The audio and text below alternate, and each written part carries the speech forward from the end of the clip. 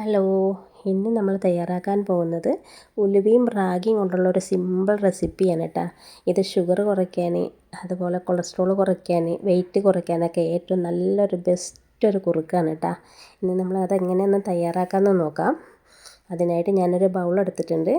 അതിലേക്ക് 1/2 കപ്പ് റാഗിയാണ് എടുത്തിരിക്കുന്നത്. ഈ റാഗി നല്ലതുപോലെ കഴുകണം. ഒരു പ്രാവശ്യം കഴുകിയാൽ പോരാ, റാഗിയിൽ നല്ല അഴുക്കുണ്ടാവും. അതുകൊണ്ട് ഒരു 5-6 പ്രാവശ്യമൊക്കെ നന്നായി ഒന്ന് കഴുകിയെടുക്കുക. എന്നിട്ടൊരു 4 മണിക്കൂർ ഞാൻ കുതിർത്താൻ വെക്കുന്നുണ്ട്.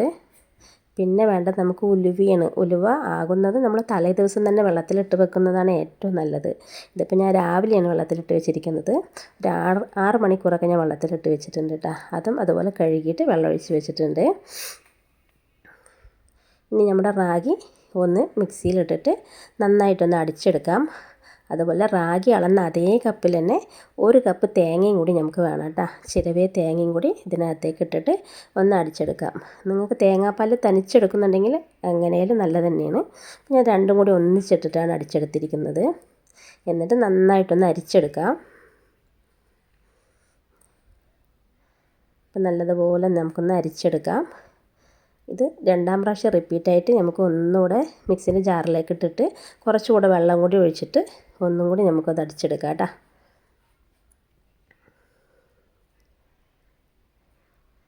അപ്പോൾ ഒന്നും കൂടി നമ്മൾ നന്നായി ഒന്ന് അടിച്ചെടുത്തിട്ട് അരിച്ച് വെച്ചിട്ടുണ്ട്. ഇനി നമ്മൾ ഏത് പാത്രത്തിലാണോ ഉണ്ടാക്കാൻ പോകുന്നത് ആ പാത്രത്തിനകത്തേക്ക് നമുക്ക് ഈ ബാറ്റർ ഒന്ന് ഒഴിച്ച് കൊടുക്കാം. ഇത് നമ്മൾ ഉണ്ടാക്കുന്ന സമയത്ത് കൈ എടുക്കാതെ തന്നെ ഇളക്കിയിട്ടിരിക്കണം കേട്ടോ. അല്ലെങ്കിൽ പെട്ടെന്ന് തന്നെ അടി പിടിക്കാനുള്ള സാധ്യത കൂടുതലാണ്. അപ്പോൾ റാഗിനെ കുറിച്ചിട്ട് എല്ലാവർക്കും അറിയാമല്ലോ, റാഗി നല്ല വൈറ്റമിൻ ഡി ആണ്.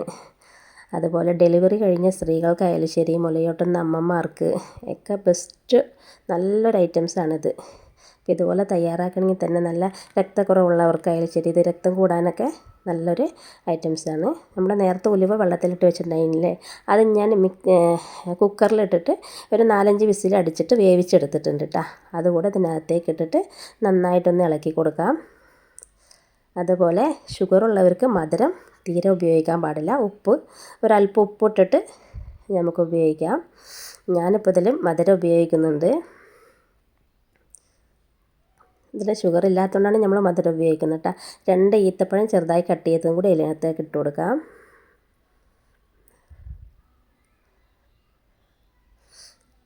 ഞാനിപ്പോൾ മധുരം പറയുന്നത് നമ്മുടെ വെള്ളപ്പാവ് കാച്ചിയതിൻ്റെ കുറച്ച് മധുരം നമ്മൾ എടുക്കുന്നുണ്ട് കേട്ടോ. അപ്പോൾ ഷുഗറുള്ളവർ യാതൊരു കാരണവശാലും നമുക്ക് മധുരത്തിൻ്റെ ആവശ്യമില്ല. മധുരം ഇല്ലാതെ തന്നെ 2 ഈത്തപ്പഴമൊക്കെ കഴിക്കാം. 2 ഈത്തപ്പഴം ഷുഗറുള്ളവർക്ക് കഴിക്കാം. അപ്പോൾ 2 ഈത്തപ്പഴവും അതൊരല്പം ഉപ്പൊക്കെ ഇട്ടിട്ട് അവർക്ക് കഴിക്കാം.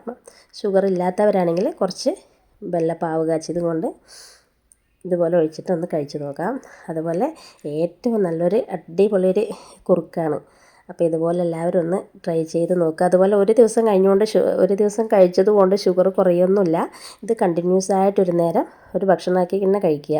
അപ്പോൾ അതുപോലെ ഷുഗർ നല്ലതുപോലെ കുറയും ചെയ്യും. രക്തം വെക്കാനായാലും ശരി, അതുപോലെ ആർത്തവ സമയത്തുള്ള വയറുവേദനയ്ക്കൊക്കെ ഒരു ബെസ്റ്റ് ഓപ്ഷനാണിത്. അപ്പോൾ അറിയാത്തവരൊക്കെ ഒന്ന് ട്രൈ ചെയ്ത് നോക്കുക. ഇത് കഴിക്കാൻ അതുപോലെ നല്ല നമ്മൾ വായിലിട്ടാൽ തന്നെ അലിഞ്ഞു പോണ പോലെയാണിത്. ഒരു പ്രയാസവുമില്ല. അത്രയും നല്ല ടേസ്റ്റും ഉണ്ട്. കഴിക്കാനും നല്ലൊരു എളുപ്പം തന്നെയാണ് കേട്ടോ. അപ്പോൾ ഇതുപോലെ എല്ലാവരും ഒന്ന് ട്രൈ ചെയ്ത് നോക്കുക. നമ്മുടെ റെസിപ്പി ഇഷ്ടമായിട്ടുണ്ടെങ്കിൽ നമുക്ക് ലൈക്ക്, ഷെയർ, സബ്സ്ക്രൈബ് ചെയ്യാൻ മറക്കല്ലേ.